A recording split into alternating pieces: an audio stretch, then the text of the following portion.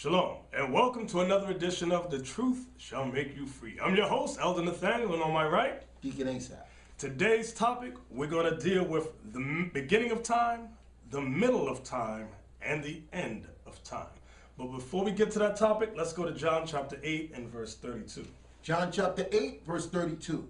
And ye shall know the truth, and the truth shall make you free. So black man, black woman, Latin man, and Latin woman, if you want to be set free, you must acknowledge the truth that you are the Israelites, the descendants of Abraham, Isaac, and Jacob. Repent of your sins as Israelites and accept the one true King, one true Savior, Jesus the Christ. Okay? So with that, let's go to 2nd Esdras, chapter 14 in the Apocrypha. Now, we always discuss the Apocrypha. It was originally in the King James Version 1611 Bible. It was there. Do your research. Look it up. But the Protestant white Christians removed the Apocrypha from the King James Bible in the 1700s. So now, let's go to 2nd Esdras chapter 14. We're going to read verse 1 through 6. That's it. 2nd Esdras chapter 14, verse 1. And it came to pass upon the third day, I sat under an oak, and behold, there came a voice out of a bush over against me, and said, Esdras, Esdras. And I said, Here am I, Lord. And I stood upon my feet. Then said he unto me, In the bush I did manifestly reveal myself unto Moses. So now, the Lord is talking to the prophet Esdras. This is the same Ezra, E-Z-R-A, that you read about in the regular Bible. So, he manifestly revealed myself unto Moses. Revealed himself unto the prophet Moses. Listen good. Go ahead. And talked with him when my people served in Egypt. And I sent him and led my people out of Egypt and brought him up to the Mount of Sinai, where I held them by me a long season. How long was that long season? 40 days and 40 nights. No unlearned Christian. Moses was not 40 days and 40 nights getting just 10 commandments. He was up there getting the history from Genesis to the book of Deuteronomy. Those first 5 books, that's Moses was getting all the history given to him all over again. And he was writing, and he was writing, and he was writing. That's the long season of 40 days and 40 nights. Read on. And told him many wondrous things. Uh-oh, here we come. And showed him secrets of the time. Uh-oh, and showed Moses secrets of the times. Go ahead. And the end. And the end. Uh-oh, go ahead. And commanded him, saying, These words shalt thou declare, and these shalt thou hide. These words shalt thou declare, meaning make plain, like the laws of the Most High. Make that plain for people to understand. But these words shalt thou hide, like the parables in Deuteronomy 32, Numbers 24. Okay, these things are somewhat difficult for the unlearned person to read and understand. From there, let's go to the Wisdom of Solomon, chapter 7 and verse 13. So the Lord showed Moses the secrets of the times, okay? He showed him many wondrous things. Now, Wisdom of Solomon, chapter 7 and verse 18. Watch what our forefather Solomon says. Wisdom of Solomon, chapter 7, verse 18. Mm-hmm. The beginning, ending, and midst of times. Start at the verse above it. Start at 17. Verse 17. For he hath given me certain knowledge. For the Lord gave Solomon certain knowledge. Of the things that are, namely, to know how the world was made. He gave Solomon the knowledge of certain things on how the world was made. Listen good. And the operation of the elements. And the operation of the elements. Here it comes. The beginning. The beginning. Ending. The ending. And midst of the time. And the midst of the time. That word midst means middle of the times. So read that part again. For he hath given me certain knowledge of things that are, namely, to know how the world was made, and the operation of the elements, the beginning, ending, and midst of the times. And midst of the times. That's what we wanted to go to. The beginning, the end, and the midst of the time. Some of you know the beginning of time, and some of you know the end of time. But very few of you know the midst of times, meaning the middle of time. And we're going to deal with that on this lesson. From there, let's go to Genesis. Let's go to the beginning of time. Okay? I'm going to take out, now this lesson has to be crammed in 1 hour. Okay? But I'm going to try and get through it all within an hour's time. Genesis 1, we want verse 20 to 23. Genesis chapter 1, verse 20. And God said, Let the waters bring forth abundantly the moving creature that had life, and fowl that may fly above the earth in the open firmament of heaven. So the fowl is the birds. Go ahead. And God created whales, And God created whales. and every living creature that moveth, which the waters brought forth abundantly. Which the waters brought forth abundantly. So that's the fishes, the sea life. Go ahead. After their kind. After their kind. And every winged fowl after his kind. And every winged fowl after his kind. That's the birds. Come on. And God saw that it was good. Verse 22. And God blessed them, saying, Be fruitful and multiply, and fill the waters in the seas, and let the fowl multiply in the earth. And the evening and the morning were the 5th day. So the 5th day, what was made? You had birds created. You had fish, sea life, okay, created. That was the 5th day. What verse you read at? Verse 23. Go ahead. Verse 24 now. No. Oh, we went down to 23. Now, I'm going to show you that on that day, what day was that you just read? The 5th day. That was the 5th day of creation. What else? I'm going to show you in the Apocrypha how the prophet Ezra, remember, the Lord showed him many wondrous things. Ezra expounded on the creation on the 5th day. Watch this. Let's go to 2nd Ezra, chapter 6. We want verse 47 to 52. I need y'all to pay close attention to this. Okay? 2nd Ezra chapter 6, verse 47. Upon the 5th day. What day? Upon the 5th day. So we're still dealing with the 5th day that Moses spoke of in Genesis 1, verse 20 to 23. Go ahead. Upon the 5th day thou settest unto the 7th part, where the waters were gathered, that it should bring forth living creatures. So now he's talking about the waters. Go ahead. Fowls and fishes. So what came forth? Fowls, meaning birds, and fishes. Come on. And so it came to pass. For the dumb water and without life brought forth living things at the commandment of God. Now it says dumb water because the water of its own, of itself, has no intelligence, no life. Okay, that's why it's calling it the dumb water. Go ahead. That all people might praise thy wondrous works. That all people might praise the wondrous works of the Lord. Come on. Then didst thou ordain 2 living creatures. Now here's the part that Moses did not expound on.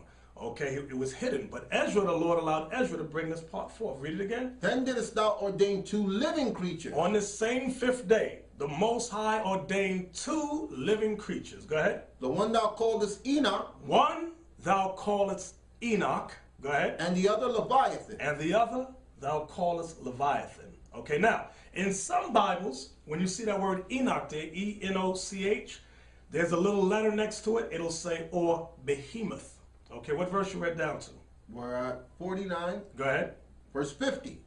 And didst separate the one from the other. So these 2 creatures, one called Enoch, which is behemoth, and the other one Leviathan, God separated them. Is that what it said? Yep. Come on. For the 7th part, namely where the water was gathered together, might not hold them both. So the waters could not hold Enoch, which is behemoth, and Leviathan together, because these are 2 chief creatures. Go ahead. Unto Enoch thou gavest 1 part. Let's see what God gave Enoch, which is behemoth. Read that part again. Unto Enoch thou gavest 1 part, which was dried up the 3rd day. What was dried up on the 3rd day? The earth, the land was made on the 3rd day. Go ahead. That he should dwell in the same part. He's going to explain where he's going to dwell. Wherein are 1,000 hills. Wherein are 1,000 hills. So what's that talking about? Dry land. Now remember, we're only going down to 52. Verse 52. But unto Leviathan. But unto Leviathan. Thou gavest the 7th part. Thou gavest the 7th part. Namely the moist. Namely the moist. And hast kept him to be devoured of whom thou wilt and when. So what is Leviathan? What is Enoch, which is behemoth? Leviathan is what you see on these movies, these dinosaurs, okay? All in the ocean realm, okay? Because there was a sister that called, or maybe her mother told, I forgot who told us. She said, oh, I went to college and I decided to become an atheist. Why is that, sister? She said the dumbest statement, because the Bible does not talk about dinosaurs. If there are all these bones, why doesn't the Bible talk about these things? The Bible does talk about these things, but the Christian white man whom you love, whom you serve, took it out of the Bible and hid it in a book called the Apocrypha. Okay? So read that part again about the 2 creatures. Then didst thou ordain 2 living creatures. Verse 49. The one thou calledest Enoch, and the other Leviathan. And didst separate the one from the other. The 7th part, namely where the water was gathered together, might not hold them both. Unto Enoch thou gavest 1 part, which was dried up the 3rd day, that he should dwell in the same part wherein are the 1,000 hills. But unto Leviathan thou gavest the 7th part, namely the moist, and has kept him to be devoured, of whom thou wilt and when. And kept him to, that's why a lot of people go in the ocean and they just disappear. What happened? They got eaten by Leviathan. And remember, the Most High don't just make one creature. Did he make just one cow, a male and a female? Did he make just one bird, a male and a female? No, he made multitudes of birds. I need you to examine this. When he made birds, let's just deal with the birds. Did he just make an eagle, a male eagle and a mama eagle? And they made pigeons? Out of those two birds, did he make pigeons and all? No! He made multitudes of variations of those birds. When he made the fish, he didn't just make a goldfish. You got the boy goldfish, you got the girl, one species. He made multitudes of species of fish, multitudes of species of birds. Now we're dealing with Leviathan and Enoch, which is behemoth. He made multitudes of species. Now, just like man and woman. But that's for another lesson. Now, do me a favor, let's go to the book of Job. Job chapter 40. We're going to deal with Enoch. Job chapter 40, we're going to read verse 15 through 24. Come on. Job chapter 40, verse 15. Behold now behemoth, which I made with thee. He eateth grass as an ox. So behemoth, this behemoth is the Enoch that you read in the book of Esdras. He said he eats grass like an ox. Go ahead. Lo, now his strength is in his loins. His strength is in his loins. Come on. And his force is in the navel of his belly. Come on. He moveth his tail like a cedar. He moveth his tail like a cedar. I want to pause there. Because when you get some Bibles, like in this one, and the one I got, it'll say possibly an elephant or a hippopotamus. That's what some Bibles in the center would say. Some of them. But I want you to read that verse. What verse is that? Verse 17. Listen good. He moveth his tail like a cedar. Anybody ever see a cedar? A cedar tree? C-E-D-A-R tree? It's one of the largest trees. So the Bible is saying that behemoth has a tail that's huge. He moves it like a tree. When it moves, it can knock everything down, okay? A cedar tree isn't this wide. A cedar tree, you can't put your arm around a cedar tree. Understand that. So is this a hippopotamus? No, because a hippo, watch this. Here's a hippopotamus tail. It'll look something like this. Here's an elephant tail. It'll look something like this. So that's not what the Bible's talking about. Understand that. Let's read that part again. Verse 17. He moveth his tail like a cedar. So behemoth moveth his tail like a cedar. Come on. The sinews of his stones are wrapped together. The sinews, meaning the muscles of his stones, meaning his balls, is wrapped together like what? As he moveth his tail like a cedar. Come on. The sinews of his stones are wrapped together. Come on. His bones are as strong pieces of brass. And it says his bones are as strong pieces of brass. Meaning this creature here is a powerful beast. Go ahead. He is the chief of the ways of God. This is what I wanted to get to also. He is the chief of the ways of God. Now I need y'all to bear with me a second. I'm going back to Ezra. I ain't got my glasses. You get it. 2nd Ezra 6. Hold Job. Okay. I want the part where it said that it can't hold them both. 2nd Ezra 6 around 52 or something.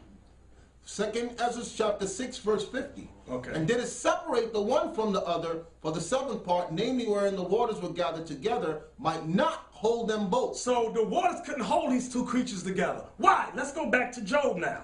That verse you just read in Job 40, what verse was that? About the chief? Job chapter 40 verse 19. Listen. He is the chief of the ways of God. So behemoth, which is Enoch, is the chief of the ways of God, meaning this is a powerful beast. Okay? That's why God said in Esdras, the waters couldn't hold Leviathan and Enoch together. Those two creatures are powerful. They can't be together. They can't dwell together. One has to stay in the water, the other has to dwell on land. Come on. He is the chief of the ways of God. He that made him can make his sword to approach unto him. So he that made him, only God can approach behemoth, okay? So this ain't no regular beast you're going to tame and go, oh, Mr. Elephant, and put him in a circus. You ain't riding on his back, okay? He ain't eating out of your hand. Come on. White people always trying to tame something. Right. Come on. And they get trampled on TV. Surely the mountains bring him forth food. Surely the mountains bring him forth food. Come on. Where all the beasts of the field play. Watch this. He lieth under the shady trees. in the covert of the reed and fens. Listen good. The shady trees cover him with their shadow. The willows of the brook compass him about. Behold, he drinketh up a river, and hasteth not. He drinketh up a river. He drinketh up a river, and hasteth not, meaning he ain't in a rush when he drink. When he bring his head down to drink, it says he takes his time when he drink water. He don't rush. Go ahead. He trusted that he can draw up Jordan into his mouth. This creature's so bad, so powerful, so big, so large. It said what? He taketh up Jordan into his mouth. He trusteth that he could drink up the whole Jordan River by himself. So this ain't an elephant. This ain't a hippopotamus. Go ahead. He taketh it with his eyes. He taketh it with his eyes. He looks upon it. Come on. His nose pierceth through the snare. His nose pierceth through the snares. What does that mean? You can't trap this creature. Like in Jurassic Park. Oh, we're going to trap the dinosaurs. You ain't trapping this. Okay, come on. That's it on it. That was down to 50. Oh, we're at 41 now. Chapter 41. What's that? It goes 24. 40 to 24. Okay, 40 to 24. So now from there, watch this. Let's go from there. Let's go to Malachi. Okay, so now that was the beginning of time. I wanted to go there just to show you what the Lord created on the 5th day.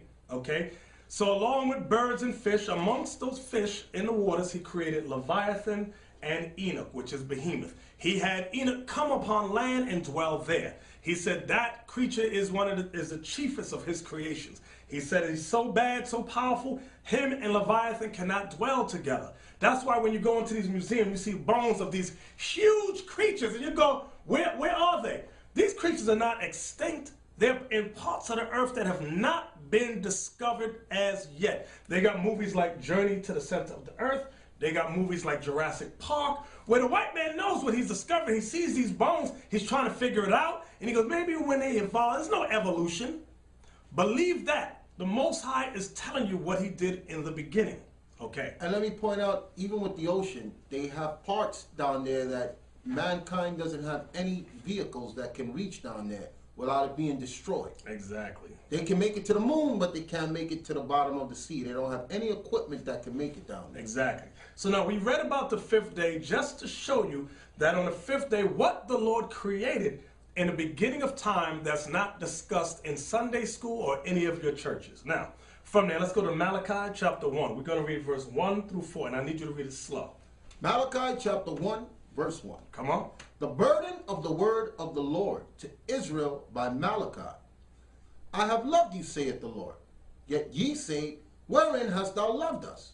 Was not Esau Jacob's brother? So God responds, was not Esau Jacob's brother? Come on. Saith the Lord, yet I love Jacob. So God says, yet I love Jacob. Go ahead. And I hated Esau. And he what? And I hated Esau. Who is Esau? Some of you that have been following and studying, I pray that you got your Bibles, your pens, and your papers. Okay? Take notes. Because what we're showing you, you're not going to learn in your church. Your phony church, you ain't going to learn it. So God says, was not Jacob Esau's brother? Who is Esau? The entire white race. And God said, what about Esau? And I hated Esau. And I hated Esau. Some of you trying to marry them and make excuses for marrying them. The Bible says God hates Esau. Watch this, come on. And laid his mountains and his heritage waste for the dragons. God laid Esau's mountains and his heritage waste, meaning he destroyed them. Not destroyed them, but destroyed their heritage. He made them base. That's what he's talking about. Read it again.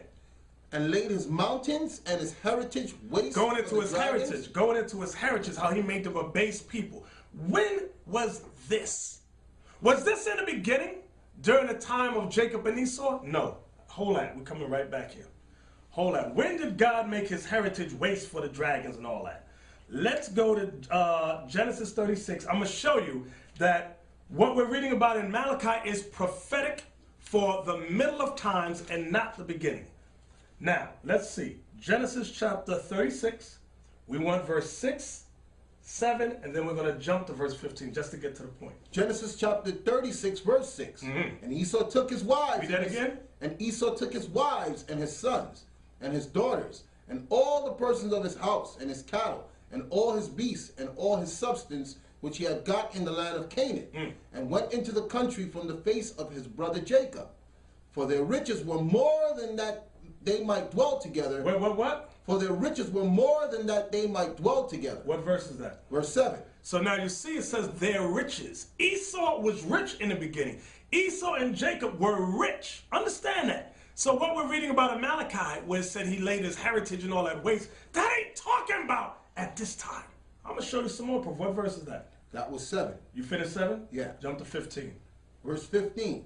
These were dukes of the sons of Esau. The son of Eliphaz, the firstborn son of Esau, Duke Taman, Duke Omar, Duke Zepho, Duke Kenaz. Verse 16. So now, they had the noble titles of dukes. Who is that talking about? Esau. So in the beginning with Jacob and Esau, yes, Esau was rich. His family had nobles amongst them. They were the dukes, okay? Let's go back to Malachi now. I just wanted to go in there to show you that what Malachi is talking about is not during the beginning, okay, of time. Malachi chapter 1, what verse you was Verse at? 3. Read verse 2 again. Verse 2. I have loved thee, saith the Lord. Yet ye say, wherein hast thou loved us? Was not Esau Jacob's brother, saith the Lord? Yet I loved Jacob, and I hated Esau. Watch this. And laid his mountains and his heritage waste for the dragons of the wilderness. So that wasn't during the time of Jacob and Esau. Read on. Whereas Edom saith, Now I need y'all to listen close to this. This part right here. Read that part again. whereas Edom saith, Whereas Edom saith. Edom means what? Red. Red people. Who is the red people? The so-called white man. They're called white, but they're not really white. They're really red. The red blood shows through their skin. That's why down south, many southern places, we call them rednecks. It's not just their necks that get red. They get red from the top of their head to the soles of their feet. Read it again. whereas Edom saith, Whereas Edom saith, we are impoverished. we are impoverished. So that's not during the time of Genesis. Because in Genesis, what did it say? They were what? That they were dukes, and they were so rich that they couldn't even dwell together, Right. Jacob and Esau. So this ain't talking about in the book of Genesis. What is Malachi talking about? Malachi is talking about the middle of time, the Middle Ages. Read it again. Whereas Edom saith, we are impoverished, but we will return and build the desolate places. Thus saith the Lord of hosts. Stop. We are impoverished, but we will what? Return and build the desolate places. Read it again. We are impoverished, but we will return and build the desolate places. We are impoverished. I want to deal with that right there. Now remember, when we get back to this, we're going to start off there. Edom says we are impoverished, meaning they're low. Their heritage was low. They were poor, dirt, bums, nasty. When was this talking about? The middle of time, the middle of ages. I'm going to show you more proof. Go to the book of Job. Job chapter 30. We're going to read verse 1 through 10. Listen good, because a lot of you sit home and you wondered about the dinosaurs. We just proved to you that the dinosaurs are mentioned in the Bible. Then some of you go, what about the cavemen? Oh, you want to know about the cavemen? We're going to show you about the cavemen. God is going to reveal to you who the true cavemen are. Job chapter 30, verse 1. We're going to read 1 through 10. Job chapter 30, verse 1. Come on. But now they that are younger than I have me in derision. Now they that are younger than I have me in derision. Job is speaking metaphorically, okay? Who is younger than I, okay? It's talking about the so-called white man, the nation of Edom. And as we read down, it's going to become crystal clear to you. Go ahead. But now they that are younger than I. Because we're the heirs. We're the top nation on the earth, okay? Although it don't look like it, God said the Israelites, the sons and daughters of Abraham, Isaac, and Jacob. Okay, the children of the Hebrews, that's us. We're the chosen, we're the elect. Read it again. But now they that are younger than I. Meaning they ain't as great as we are. Have me in derision. Have me in derision. Go ahead. Whose fathers I would have disdained to have set with the dogs of my flock. Our forefather Job said, I wouldn't have let that race, that group of people, set with the dogs of my flock. Come on. Yea, whereto might the strength of their hands profit me. How could the strength of their hands profit me? Come on. In whom old age was perished. In whom old age was perished. Come on. For want and famine they were solitary. For want, I want you to listen good to that part here. For want, meaning lack, and famine, they were solitary, meaning isolated, okay? What is that linking with? Remember we read in Malachi where Edom, thus saith Edom, we are impoverished. Read that verse again. For want and famine they were solitary. They were solitary, come on. Fleeing into the wilderness. Fleeing into the wilderness. In former time. In former times. What times is he talking about? The Middle Ages, not the beginning with Genesis, because in Genesis, Edom was rich. This is talking about the middle of time, what y'all call the Middle Ages in your school systems. Come on. Fleeing into the wilderness in former time, desolate and waste. Desolate and waste. Who cut up mallows by the bushes. Who cut up mallows by the bushes. And juniper root for their meat. And juniper root for their meat. This is talking about Esau when he dwelt in the caves. Come on, it's going to say that. They were driven forth from among men. Read that again. They were driven forth from among men. They was driven forth from among men. The white man was driven forth from among men.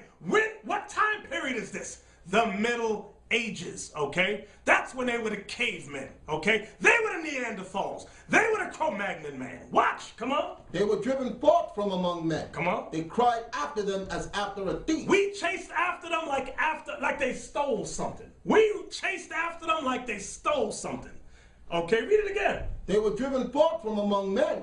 They cried after them as after a thief. Come on. To dwell in the cliffs of the valleys and caves of the earth. Wait. In case you didn't know that this is talking about the white man, Edom.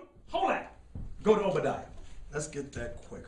I'm giving you precept upon precept, line upon line, here a little and there a little. It talked about this group of people which chased up into the caves of the rocks.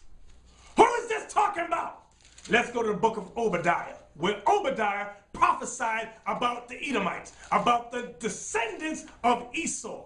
Obadiah verse 1. Obadiah chapter 1. Obadiah verse 1. The vision of Obadiah, thus saith the Lord God concerning Edom. We have heard a rumor from the Lord. An ambassador is sent among the heathen. Arise ye, and let us rise up against her in battle. Come on. Behold, I have made thee small among the heathen. So Edom is made small amongst the nations. Come on. Thou art greatly despised. And the white race is greatly despised. Many nations, they call him the great Satan. Go ahead. The pride of thine heart hath deceived thee. But Esau has a lot of pride. Go ahead. Thou that dwellest in the clefts of the rock. Thou that dwellest in the clefts of the rock. Thou that dwellest in the clefts of the rock. Thou that dwellest in the clefts of the rock. We're going to read on. Whose habitation is high. That's why they like skyscrapers. Come on. That saith in his heart, who shall bring me down to the ground? Why would they be able to say that? Because now Esau has missile capabilities. They have nuclear armaments. They have a Star Wars system. Okay, read. Wilt thou exalt thyself as the eagle? I'm only reading down to prove to you that this is talking about the white man. Though thou exalt thyself as the eagle, what is the symbol of America? The eagle. What is the symbol of the white man when he was set up as the Greeks? The eagle. When he was Rome? The eagle. When he was Spain? The eagle. Come on. Though thou exalt thyself as an eagle, and though thou set thy nest amongst the stars. Though thou set thy nest among the stars. Who's doing space travel? Whose symbol is the eagle? The white man under the United States of America. Was that it? Thence will I bring thee down, saith the Lord. Go back to the cave. Stay right there. The pride of thine heart hath deceived thee, thou that dwellest in the clefts of the rock. Stop. When you read in Genesis, where did Esau originally dwell? In Mount Seir, okay? Which was a range of rocks that was shaped like hair, because that's what the word seer means. It means hair.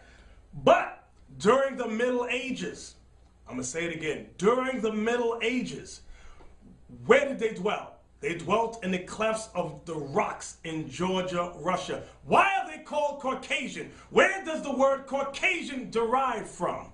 It comes from the Caucasus Mountains of Georgia, Russia. That's why they say, I'm American, Caucasian. I'm Italian, Caucasian. I'm Spanish, Caucasian. I'm German, Caucasian. Okay? I'm Polish, Caucasian. Read that part again. Thou that dwellest in the clefts of the rock. Now stop there. Go back to Job now. Job 30, and I want that part about the rocks again. You see it? Call the verse. Job chapter 30, verse 5. Listen good. They were driven forth from among men. They cried after them as after a thief, to dwell in the cliffs of valleys, in caves of the earth, and in the rocks. Read that again. To dwell in the cliffs of valleys, in caves of the earth, and in the rocks. Do you hear where they used to dwell? So in case you didn't know who Job chapter 30 is talking about, I gave you the proper precept. Obadiah tells you they would dwell in the caves and the clefts of the rock. Job says, this group of people here, who I wouldn't let sit with the dogs of my flock, we chase after them like after a thief. We chase them to the caves, to the clefts of the rocks. When did that happen? Because it wasn't during the time of Genesis. Because in the book of Genesis, they were rich, okay? But in Job, this is prophetic. That goes back to the book of Malachi, when Edom says we are impoverished. When were they impoverished? Right here in Job 30. Let's read that again. They were driven forth from among men. They cried after them as after a thief. Come on. To dwell in the cliffs of the valleys, in caves of the earth, and in the rocks. So what does the word, that's why they're called Caucasian. It comes from the rocks of Georgia, Russia. The Caucasus Mountains. Hold that. I need you to hold that. Get me the book, The 13th Tribe. Get me that book. I just need you. We're going right back there in Job, so I don't want you to lose your place. Okay? Let me show the book here. Y'all need to get this book called The 13th Tribe. Okay? It's written by a so-called white man, a so-called Jewish scholar named, where's his name? Arthur Koestler.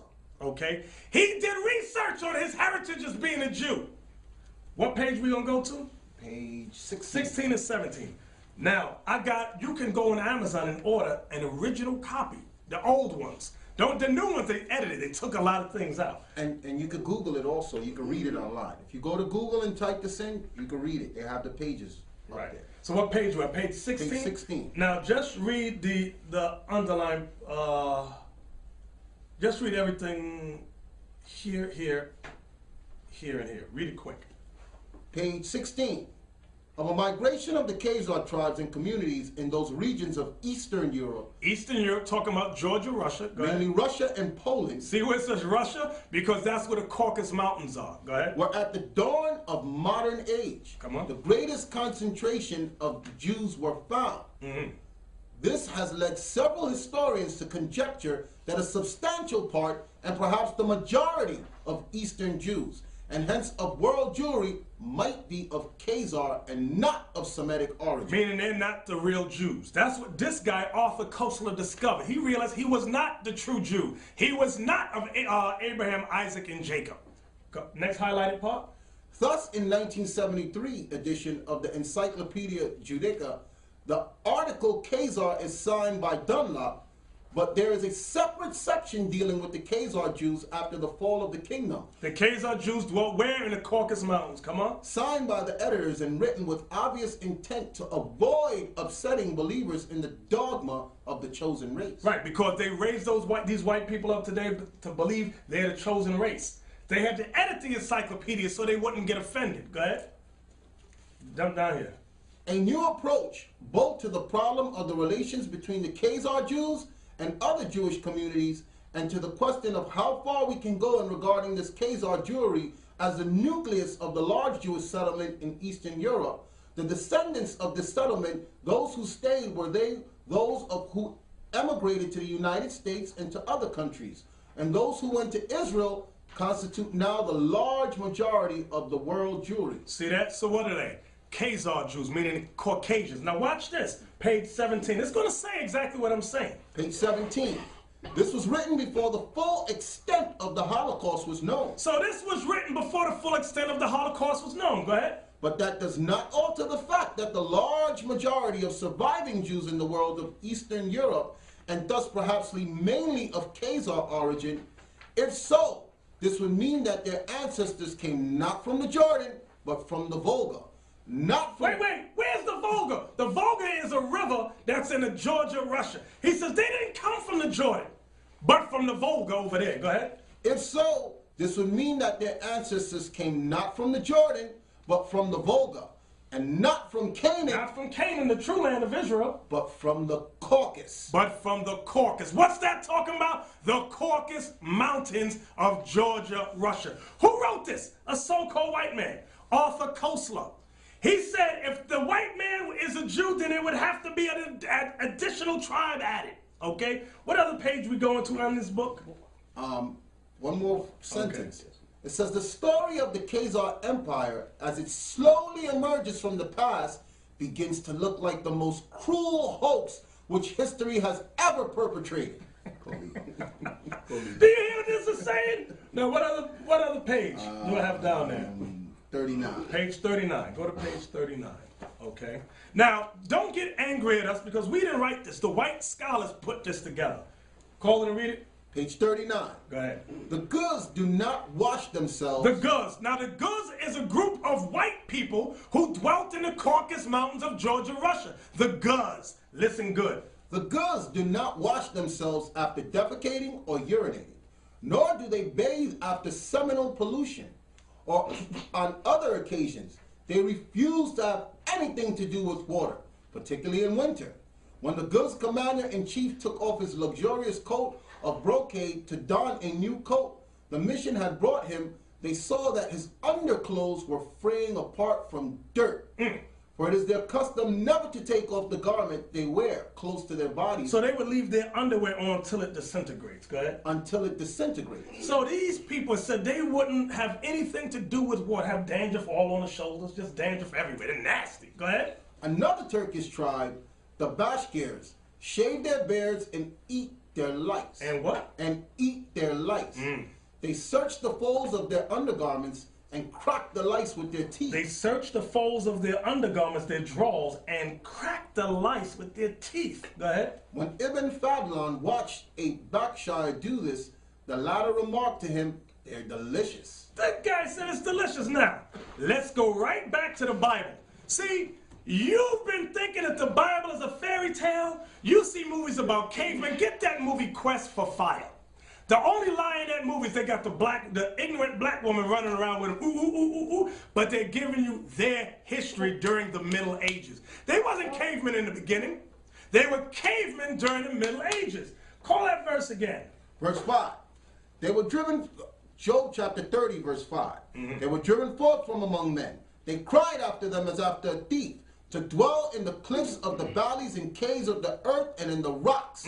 Among the bushes they brayed. In the bushes they brayed. Go ahead. Under the nettles they were gathered together. Under the nettles they were looking for food and all kind of stuff, cracking the lice from their underwear, their drawers. They were children of fools. They were what? Children of fools. Go ahead. Yea, children of base men. What does that mean, children of basement? Like the basement. You can't get no lower. That's the bottom of society. Go ahead. They were viler than the earth. They were what? They were viler than the earth. That's your Neanderthal. That's your Cro-Magnon man, okay? You wasn't Cro-Magnon man. You wasn't Neanderthal man. You're the Israelites, okay? This is their history. The Bible is giving you the white man's history. Come on. And now am I their song. Yea, I am their byword. See what Job is saying? Now am I their song. Now I am their byword. So what is he prophetically saying? That in history, once the Israelites went into captivity under who? Edom, we will become a byword. Hold that. Get that in Deuteronomy 28 and verse 37, I believe it is. Come on. Deuteronomy chapter 28. Verse 37. Verse 37. And thou shalt become an astonishment. This is when the Israelites would go into slavery, especially under the white man. Go ahead. And thou shalt become an astonishment, a proverb, and a byword among all nations whither the Lord shall lead thee. Let's go back to Job now. What he says in the spirit. Job chapter 30, verse 9. And now am I their song. Yea, I am their byword. You see that? You see the correlation? You see the precepts? Okay? Because this whole thing in Job, although Job was real, his whole life was a metaphor for the whole nation of Israel. Read. They abhor me. They abhor me, meaning hate me. They abhor me. They flee far from me. Now, when was this? See, it starts off saying that they were violent in the earth, right? It said Job would not have let the dogs sit with them. But something happened in history. That the people that's the vilest, the people that was on the bottom, became on top. Job says, now I'm their song. Now I'm their byword. It said they abhor me. They hate me. What is the change? What happened historically? Well, did you finish down to 10? They flee far from me. Now these vile people, they run from us now. And spare not to spit in my face. And spare not to spit in my face. So what happened? Let's go back to Malachi. Malachi chapter 1. Again, whereas Edom says, call a chapter and verse. Malachi chapter 1, verse 4. Listen good. Whereas Edom saith, we are impoverished. Now, when were they impoverished? During the Middle Ages. I guess gave you biblical proof during the Middle Ages that what it means when it says they were impoverished. We went to Job chapter 30, where God, through the prophet Job, spoke about their history. We went to more proof. We went to the 13th tribe, where Arthur Koestler, a so-called white scholar, explained his ancestry, his history during the Middle Ages in the Caucasus Mountains. They were viler than the earth. They ate lice. They would wear underwear until it disintegrated off their bodies. Read it again. Whereas Edom saith, we are impoverished, but we will return and build the desolate places. But we will return and build the desolate places. But we will return and build the desolate places. Return. When did they return? What does the word Renaissance mean, brothers and sisters? Look it up. Renaissance means rebirth. Rebirth of what? Because you learn about it in your school system. No, this is the Renaissance era. Huh? Rebirth of what? Rebirth of the white man in power and authority in the earth. That's what it means when it says, we will return. So when were they impoverished? During the Middle Ages. I'm going to give you another term for the Middle Ages. It's called the Dark Ages. Why was it called the Dark Ages? Because dark-skinned people ruled. What people? The Israelites ruled. I'm going to show you more proof on that. Hold on. Bear with me a second. Bear with me. Get me that. Get me from Superman to man. I mean, that right there. Nature knows no color line. Get the page in the book. Nature knows no color line. Yeah, let me show the cover of the book. This is by J.A. Rogers, okay, who was a black scholar during the early 1900s, okay? So you know what pages we're going to go to? Page 76 first. Okay, let's go to page 76 first. I'm going to show you that during the Middle Ages, okay, when we drove the white man up to the Caucasus Mountains, okay, we ran after them as after a thief. We chased them like they stole something, okay? They were viler than the earth. So during the Middle Ages, it was also called the Dark Ages. So we're on page 76. Show what J.A. Rogers discovered when he went out through Europe, okay? When J.A. Rogers went through Europe, he discovered black men on coats of arms, black men and women. Up here, who is this? Henry VIII. It tells you down here at the bottom, okay? You got Sir Chancellor More. You got Queen Elizabeth. Notice all these black men and black women on these coats of arms. Okay? So now, let's get another page. Get another page. What page? 78. Show them page 78. Negroes in coats of arms of noble families. English Morrison means son of the Moors. The word Moor means black. Okay? Can you see that? All right. Now, let's go to the next page. I'm still showing you what occurred during the Middle Ages, during the Dark Ages. Page 83. 83, read the top and the bottom. Negroes in coats of arms of noble families. French, Dutch, and Belgian families with names of Negro. So now I want you to see that, okay? These are French and Dutch families. J.A. Rogers, this is like 1915, 1917. He went over there and saw all this stuff, sketched it down, what he discovered. Because, brothers and sisters, your history has been hidden from you. Let's go to the next page. What's the next page we're going to? Page 84. 84. Read the top and the bottom. Negroes in coats of arms of noble families. Names of these families, except three, denote Negro ancestry. And read the bottom of the next page, we'll show it together. French, Italian, Spanish, Polish families. French, Italian, Spanish, Polish families. Let's say Polish here. So we were originally living all over there, ruling during the Dark Ages, brothers and sisters. Okay? This is what I need you all to understand. Okay? So when we were the noble families, where was the white man? They were in the Caucasus Mountains of Georgia, Russia, eating juniper roots, eating mallows, braying under the nettles. Okay? Okay? So now you see all this proof here. Okay? Is there another page we're going to? Page 85? 86. 86. Okay. Okay. This says Negroes in coats of arms of noble families. German families with names of Negro origin. German families with names of Negro origins. You see this? You see what they discovered? What J.A. Rogers, a black historian, discovered? Okay? You're not going to learn this in school, brothers and sisters. You're not going to learn this in Sunday school either, or your churches, okay? So now, from there, let's go to this book. I'm going to show you this book called The Russian Icons by a white man named Father Vladimir Ivanov. Here's an icon of St. George, the Dragon Slayer. What color is St. George? He's a black man riding a horse, okay? Now, you might ask yourself, how come they're portrayed Caucasian in schools? I'm going to go to the back of the book, where actual photographs. These Greek Orthodox bastards are hired by the Catholic Church, the Roman Catholic Church, to whitewash all the black art. You see what he's doing here with the paintbrush? Here's a black image of Christ back here. Here's another black image, black. But here in the foreground, he's Caucasian, okay? Up here is a picture of Mary and Christ, black, okay? Here on the side, you have black Christ, black Mary. Then you got Caesar Borgia right there, okay? They're hired to destroy the black art. Let's show you some more of during the Dark Ages.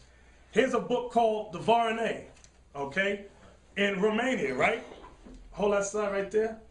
Here's a picture of one of the churches in Romania. If you look closely, you see images of black people as kings and priests all on the church painting, okay? Now I'm going to show you a painting of the judgment. Hold that side. Here's a picture of the hand of God. What color is the hand of God? Black. Then look right here. You got this pale man here. Judgment. This is the white man getting judged by God. What color is the angel here? Black. Okay? Here's King David when he was old, playing on a lyre. Okay? Black. Okay? Here's the prophets and the apostles. What color are they? Black. So-called black. Different shades of brown. When was this painted? During the Dark Ages, when dark-skinned Israelites were ruling throughout all of Europe. Okay? Where was the white man? In caves. Okay? Was that it? So now, going back to Malachi now. Back to the book of Malachi chapter 1 and verse 4 again. Malachi chapter 1 verse 4. Whereas Edom saith, we are impoverished. We are impoverished. When was Edom impoverished? During the Middle Ages, okay? When we chased them like they stole something. We chased them to the caves of the rocks of Georgia, Russia, okay? That's when they became the Neanderthals. That's when they became Cro-Magnon man. And a lot of you unlearned black men, black women talking about they're hunks. They're the hunks of the earth. You don't give a white man a Gillette razor, you can only imagine how they look. They're women too. They get all the hair on the forehead and the sides of the face. You ever see them with the little hair things? Crazy. And y'all in love with them. Read that again. Whereas Edom said, we are impoverished, but we will return and build the desolate places. When did they return and build the desolate places? During the Renaissance. The word Renaissance means rebirth. Rebirth of what? Rebirth of Edom in rulership in the earth. Was that it? Thus saith the Lord of hosts, they shall build, but I will throw down. See what the prophecy says? God says, you shall build. And they've built from the Renaissance era all the way up to right now, today. But God says what? They shall build, but I will throw down. God's going to throw down. And they shall call them the border of wickedness. What will we call Esau, the white man? And they shall call them the border of wickedness. The border of wickedness. And the people against whom the Lord hath indignation forever. And the people against whom the Lord has indignation, meaning righteous hatred forever. That's what the Bible says. You ain't learned this in Sunday school. You ain't learned this in church, okay? From there, so what happened? How'd they get so much power? Give me that in Luke. Luke 4, where Satan took Christ on the mountain, okay? Wait, I'm sorry. Yeah, get that. Go ahead. Luke chapter 4, verse 6. And the devil said unto him, all this power will I give thee, and the glory of them, for that is delivered unto me, and to whomsoever I will give it. If thou therefore will worship me, all shall be thine. See what Satan said to Christ? If you worship me, all shall be thine. Didn't it say he showed them all the kingdoms of the earth? Let's go up a little bit more. Go ahead. Okay? And the devil taking him up, this is the 5th verse, into the high mountain, showed unto him all the kingdoms of the world in a moment of time. And the devil said unto him, all this power will I give thee, and the glory of them, for that is delivered unto me, and to whomsoever I will give it. If thou therefore will worship me, all shall be thine. So Satan showed Christ all the kingdoms of the world in a moment of time. He said, all shall be yours if you worship me. I just wanted to show you that, to show you how Satan operates. Get Revelation now. 13, verse 1 and 2. Revelation chapter 13, verse 1. Listen good. And I stood upon the sound of the sea. Now my question to you is, how did the white man return during the Renaissance and conquer everybody? Here's the answer.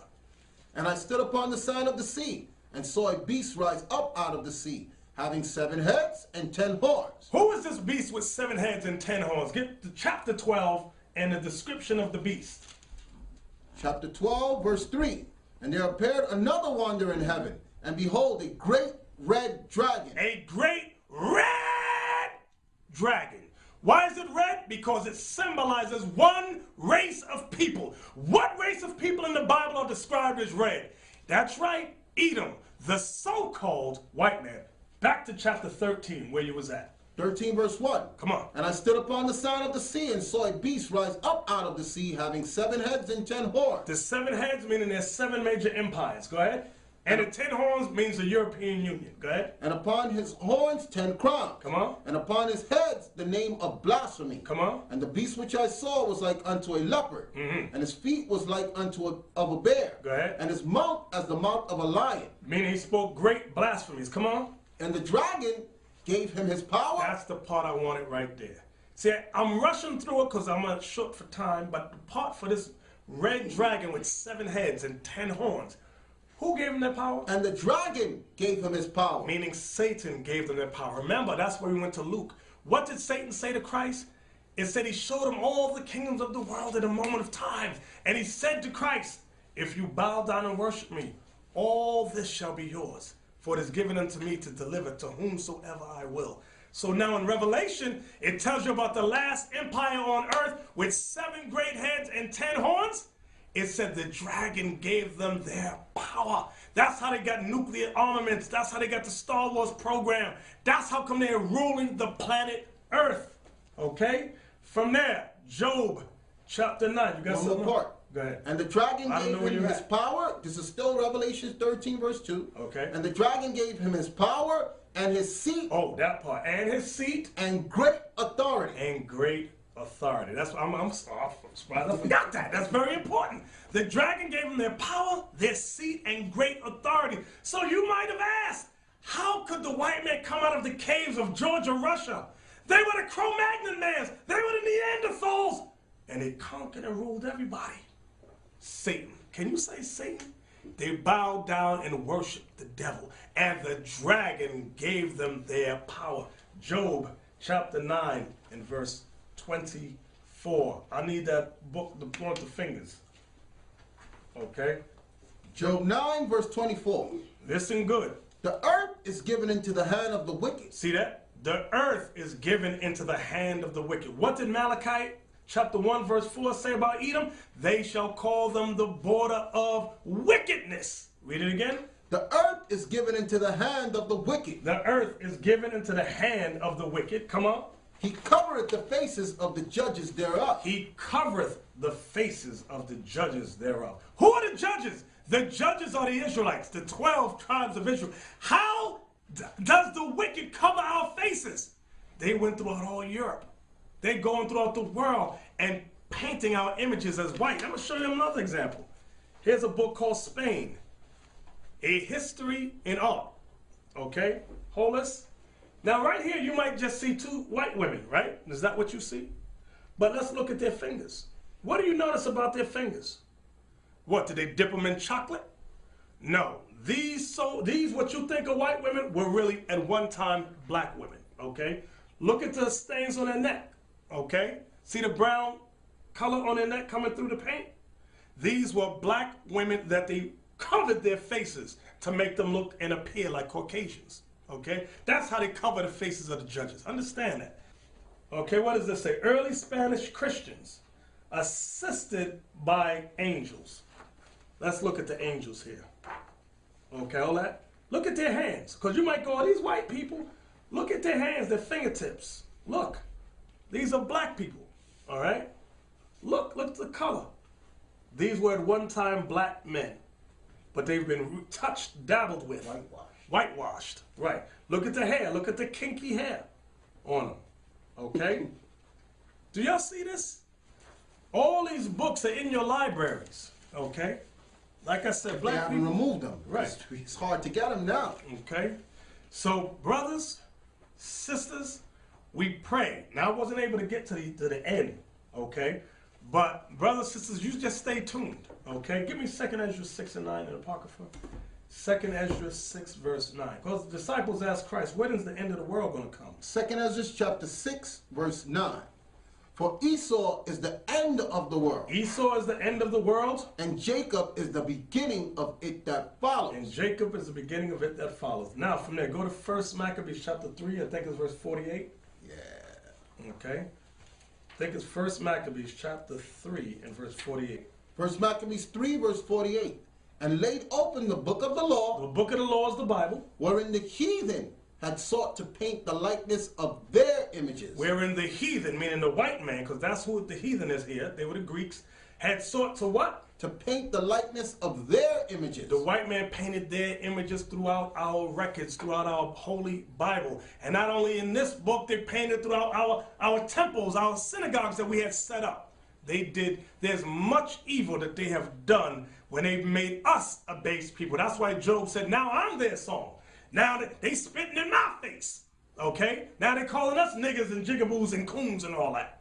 But meanwhile, we're the noble families of the earth, okay? We're God's chosen people. Deuteronomy 7, verse 6 and 7.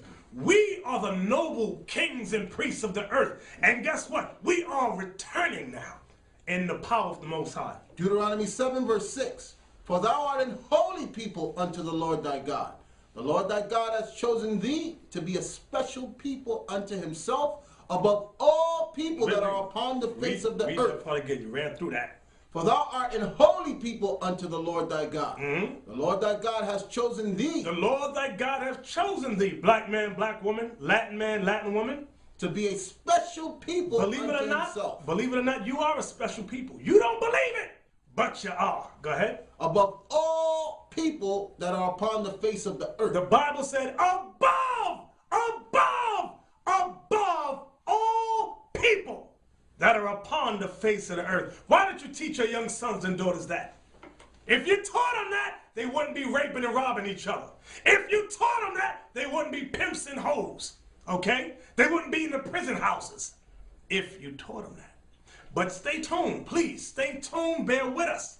Write us, call us, brothers and sisters. We are here for you. We're servants of the Lord. Our job is to serve you in bringing you the truth of the Most High God. Brothers, sisters, we can't do this alone without you. We need your financial support. We need you to send in your donation, your free will offerings. Okay, visit us at www.israelunite.org and visit us on YouTube at www.youtube.com/Nathaniel. And with that, we give all praises to the Most High and His Son, Jesus the Christ, and we say Shalom. Shalom, Israel.